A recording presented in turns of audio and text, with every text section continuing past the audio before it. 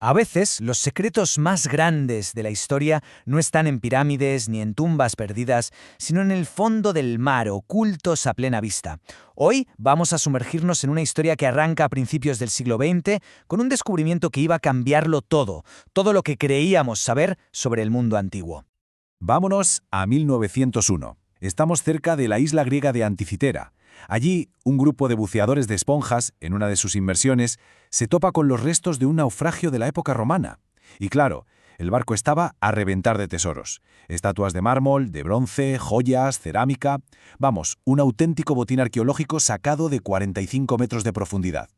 Pero, ojo, entre todos esos objetos de un valor incalculable, sacaron del agua algo que, la verdad, no llamaba nada la atención. Un trozo de bronce y madera totalmente corroído, calcificado. Después de 2 milenios bajo el mar, parecía un simple amasijo de metal, un trasto sin ninguna importancia. Y de hecho nadie le hizo ni caso. Durante 2 años, este objeto se quedó ahí en el Museo Arqueológico Nacional de Atenas, mientras que todo el mundo, lógicamente, estaba centrado en lo más espectacular, en reconstruir las estatuas y catalogar las piezas más llamativas.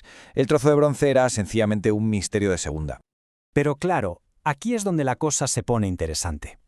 Porque dentro de esa masa corroída se escondía un secreto que tardaría un siglo entero en desvelarse por completo. Resulta que en 1902, Spiridon Stace, que estaba de visita en el museo, se fijó detenidamente en ese objeto. ¿Y lo que vio? Bueno, es que no tenía ningún sentido. Incrustada en esa especie de roca de corrosión, asomaba una pequeña rueda dentada, un engranaje. A ver, ¿qué hacía un engranaje? ¿Una pieza de mecánica de precisión? En un barco de la antigua Roma. Era algo que sencillamente no cuadraba en absoluto. Y aquí es donde empieza la verdadera carrera de fondo, porque el artefacto tuvo que esperar. La tecnología del siglo XX todavía no estaba lista para un secreto de 2 milenios. Pasaron casi 70 años, hasta que en 1971 se usaron los primeros rayos X. Pero el verdadero bombazo llegó en 2005, con la tomografía computarizada de alta resolución. Por fin, los científicos podían ver el interior del artefacto, sin tener que romperlo. Esa pregunta que llevaba un siglo en el aire, por fin iba a tener respuesta. ¿Qué demonios había realmente dentro de esa pieza de bronce? Y esto fue lo que encontraron. No era un único engranaje perdido, no. Era un sistema, un universo de, como mínimo, 30 engranajes de bronce distintos, todos interconectados con una precisión que quita el hipo. Cada diente, cada rueda, estaba diseñado para encajar a la perfección. Un mecanismo tan complejo que, según los libros de historia, era imposible para su época. Después de décadas de estudio, de darle 1000 vueltas, los científicos llegaron a una conclusión que ponía la historia patas arriba. Habían encontrado la primera computadora del mundo. A ver, para que nos entendamos, se trata de una computadora analógica, no como las digitales de hoy, claro. Estas máquinas usan componentes físicos, como engranajes y palancas, para modelar y resolver problemas. El punto clave aquí es que este aparato era una calculadora astronómica totalmente mecánica. Pero es que lo más alucinante de todo es la edad que tiene. El mecanismo de Anticitera, como lo conocemos hoy, fue construido en el siglo II a.C. Tiene más de 2000 años. Pensemos en esto un segundo. Una computadora de hace más de 2000 años. Es que es increíble.